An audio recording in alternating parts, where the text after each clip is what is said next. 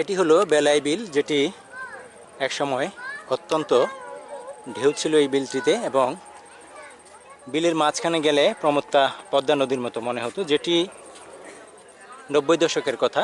1990 সন এবং তার কাছাকাছি সময়ে এটি অত্যন্ত প্রমত্তা ছিল, যখন এখান দিয়ে প্রচুর ট্রলার যাতায়াত করত যাত্রীবাহী, এবং বর্ষা মৌসুমে বিভিন্ন সময়ে শোনা যেত যে বিভিন্ন জায়গায় ট্রলার ডুবিতে বহু লোকের প্রাণহানি ঘটেছে।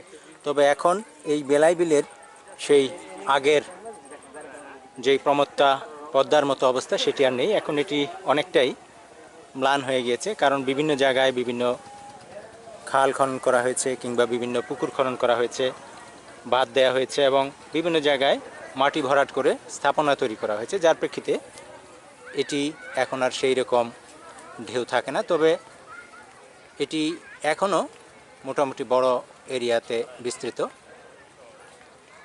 যেখানে মানুষজন এখন শখের বসে নৌকা ভ্রমণে এসে থাকে।